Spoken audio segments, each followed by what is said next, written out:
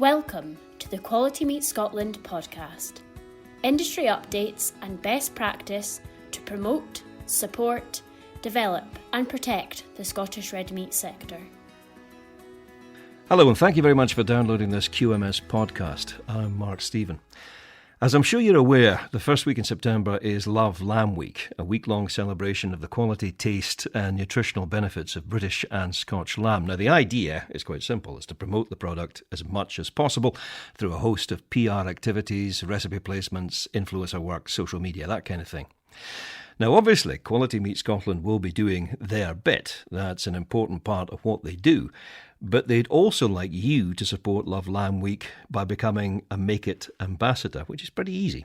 You can do it by downloading material from the Scotch Kitchen website and then posting them up on Facebook, Instagram or Twitter. It just helps us get the word out there. Now, in keeping with the theme of Love Lamb Week, this week's podcast is going to concentrate on sheep health with a focus on making the most out of your cull ewes. Joining me today are Ed Hill from the Thrums Vet Group in Kirriemuir.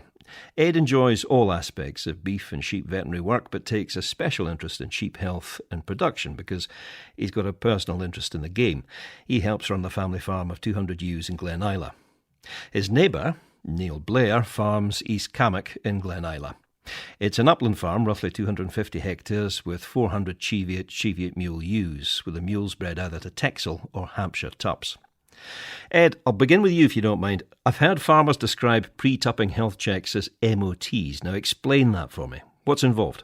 It's about taking the opportunity to make sure that the flock that you go ahead into the new breeding season is as healthy as can be and is not going to be carrying unnecessary diseases or risks of mortality or poor production into the year ahead. So it's just a chance to go over every ewe as an individual and make sure that she's fit for the year ahead, to make sure that it's going to be a productive one. So what are you actually checking? From the head down, the first is just to check her teeth. It's really important that she's got a decent set of teeth that's going to make sure that she can make the most of the nutrition in front of her, just to maintain her body condition as she goes through the winter. And then I guess the challenging sort of lambing period ahead. So we'll check teeth first. The next thing to check is probably checking her feet. So it's a good opportunity to get on top of any lameness at this time of year and make sure that she's sound on her feet. Again, if she's not, then potentially she's going to suffer condition-wise. And also, if she's carrying infectious lameness like foot rot or cod, she's going to be spreading it to her pals as well. So checking her feet is important. Checking her udder, we want to make sure that she's not had a mastitis earlier in the year, or indeed she's had a sort of subclinical mastitis that's not been obvious, because we know one of the bigger causes of mastitis in and around lambing time is actually a chronic mastitis from before. So we want to make sure that there's no ewes going forward that have had a chronic mastitis. And then just really body condition and making sure that she's in reasonable strip. So we're really looking for ewes that are conditioned sort of 3 out of 5.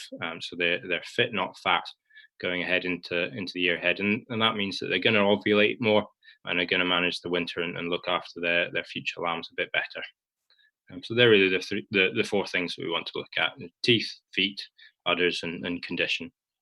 Neil, how do you put that into practice on your farm? We generally, I would call it a sort of year-round culling policy. But if we start at the point where we've just weaned lambs, straight away we'll bring the ewes in and we'll basically run through all the checks that Ed's described there, marking any ewes which we don't think will meet our standards for coming through the winter and breeding next year. At that point, they'll be taken out and they'll be put in a separate field and they will be taken away and marketed at some point later in the year. So, aside from the basics, are you looking for anything else? No, I think what Ed's outlined there is basically what we'd be looking for. I maybe wouldn't be too keen on picking ewes out for condition at this point, because a good ewe that's raised 2 lambs, she's not going to be in great condition. We'll check that again at tupping time, and if she's still not recovered at that point, we might think about culling her. The only other thing, probably more of a lambing time thing, we'd pick out ewes with temperament issues. You know, if they've real attitude issues at lambing time, then they'd probably be culled at that point as well. Ed, do you tend to find that health issues vary from year to year? Is there other trends depending on what the winter or the spring's been like? Yeah, it certainly can be. I think the issues can be quite farm specific. I think, for example, this year there's been a bit more mastitis reported than usual. I think that perhaps probably relates back to that cold spell that we had at the end of April and start of May. And so, yeah, I think, there's definite trends, and mastitis would probably be one that we're aware of a bit more of this year. Actually, for myself, and not to contradict what Ed said, this has been quite a good season for sheep on my farm. I've certainly had a lot less mastitis than I would normally have. I don't know, perhaps it was because of the very dry spell we had, but we had very few cases of mastitis at lambing time. And the other thing, we've had very few fly issues this year. We're normally quite a bad farm for flies. And we seem to have avoided that. From a veterinary perspective, how important is a good culling policy? I think massively important. I think it underpins sort of flock productivity for the year ahead. If we don't have a decent culling policy in place, then there's going to be more ewes going forward that are more likely to suffer mortality themselves through the winter. They're probably less likely to rear enough lambs, and the lambs that they do rear themselves probably are going to be more likely to suffer mortality. So having some sort of policy in place to make sure that's not the case is probably really important. How would you define your culling policy, Neil? I think we're quite strict in our culling policy. We're an upland farm.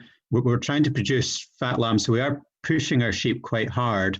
So we really won't carry any passengers. So all those factors that Ed's mentioned that might lead to a ewe not lasting, quite a hard winter, we're going to take them into consideration quite heavily, and we will cull with sort of extreme prejudice, if that's the right way to say it, just ensuring that we're really bringing the best sheep through our system. We've never done listener questions on these QMS podcasts before, but we thought it might not be a bad idea. I've got a question here from John Evans, who's a mixed farmer in Fife. He says, we cull everything after 5 crops. Anytime we deviate from this plan, we regret it. Is this normal? Now, I'm going to put that to either of you. Probably Ed for a start. What do you think to that? I think it's just very farm specific. I don't think a broad cull at a certain age policy for every farm is going to be right. But clearly for him, if he deviates away from that policy, then it works for him.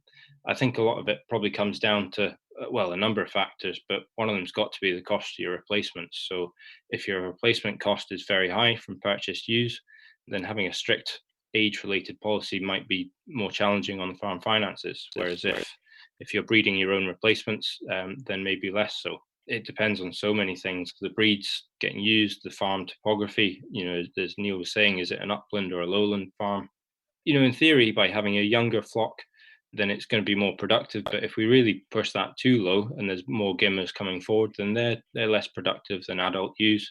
So yes, an age-related policy might well be right, but it's very farm specific, I think. There's a lot of sense in what John is saying there. I can't claim to have many ewes above 5 crop, but as Ed says, it probably comes down to economics. If you have a good ewe that you think is going to last another crop or two, then keep her, because we're looking at gimmer prices, especially this year, nearly £200 for a gimmer. So if you take your costs or your profit from a lamb between £30 or £40, per year, then if you're not keeping them 4 or 5 crops, then a ew's really not making you any money. So you have to think about that quite carefully. Also, in balance to that, what's your cull ewe price? If the cull ewe price is quite high, then maybe you can justify that. But certainly, I have some ewes on 6, 7 crops, and they're doing away well. But it is a balancing act. We don't want a ewe who's not going to last through the winter, or who's going to do a very poor job because she's not fit enough to last that winter period. It's easy to look at cull ewes and think of them as discards, but they're a crop. How do you make the most out of yours? It's very difficult. We seem to jump from our cull ewes not being fit enough to our cull ewes being far too fit. At present, I understand that it's really the hill ewes, the thinner ewes, which are in demand. So we just have to try and keep in contact with auctioneers and work out what type of product we're aiming for. And also, it's seasonality. The cull ewe trade seems to be very linked into sort of ethnic festivals. So we try and tie in with them. And when we see a slight rise in the prices, we will try and sell our ewes. Ed, what can you actually learn from analysing your cull ewes? I think it's a great opportunity at this time of year to take a look at that and get a grasp of maybe some of the health aspects that could be improved in the flock. first thing to do is actually have a look and see where, what are the main reasons that you are culling sheep. Is it because there's a lot of lame sheep and there's an opportunity there to maybe implement some lameness control factors to reduce that? Is it because there's a lot of mastitis? And again, can we be doing something to reduce the amount of mastitis in the flock? Or is it that there's a lot of ewes there in poor condition, and maybe that's worth having a closer look and seeing, is there something underlying all these ewes in poor condition? Now, it might be a fair spread, I guess, of all those things, but if there's one of those sort of things that's really standing out, then there's definitely the opportunity to look at the health of the flock and try and improve things. Ed, it was just on the udders and mastitis. What should we actually be looking for when we're feeling the udder? Is it any abnormality, a sign of mastitis, any small lump or bump, or are there things we can let go as long as the rest of the udder feels good? What should we actually be looking for, and what should be a warning sign? What should we be pulling out that's not an obvious, hard swollen bag or a burst udder or something along those lines? I think there's probably a wide variety in it. I think there is the big obvious ones, the big thick swollen bags that clearly are going to be non-functional, but it does go right down to the ones where you'll feel a small lump or bump in what otherwise is quite a soft and fleshy bag. And the real risk with those is I suppose you consider letting those go and think, well, they'll milk well off the other quarter. But they are the ones that run the risk of flaring up as an acute mastitis next lambing period. So I would go quite hard on it, and anything that is suspicious, I would tend to remove. The other thing to look for is evidence of ORF, I guess, because sometimes ORF can be a big underlier of mastitis issues. So if there's evidence of ORF there, then perhaps you need to be doing something about ORF control if it's not already being done.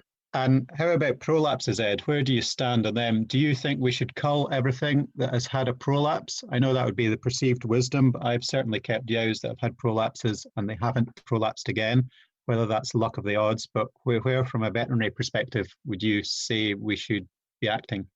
Yeah, so we're talking about sort of pre-lambing prolapses here, a cervical prolapse, I guess. Absolutely. And they're, again, just like mastitis, they're so multifactorial. But we do know that a ewe that's done it once is likely to do it again. And even if she doesn't do it again, there's some evidence to suggest that she might be more prone to ringworm, to not dilating at next lambing period. So again, would take a harsh stance, and anything that's had a prolapse in that previous lambing season should probably be marked for culling. Conversely, anything that's had a post-lambing prolapse, provided she's survived and is doing well, is not necessarily more likely to do that kind of prolapse again. And she's had plenty of time for her uterus to recover, so I wouldn't necessarily be culling those ones. But a pre-lambing prolapse, I would be inclined to line up for culling. When you get to the stage of culling ewes, what's the best way to utilise that resource, in your opinion? There's a big opportunity, as we said, to look at what's going on and take that opportunity to improve the health of the flock for the future.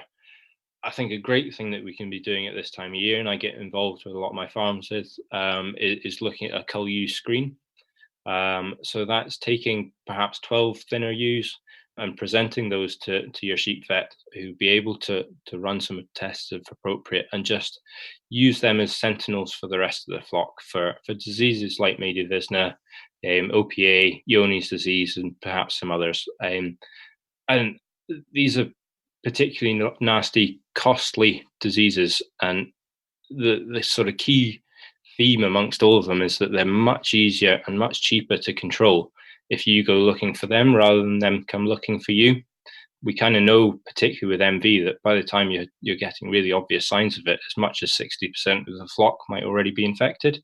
So if you take the opportunity with those cull ewes to actually go and just make sure that there aren't these diseases coming forward, then I think that there's a really good opportunity there.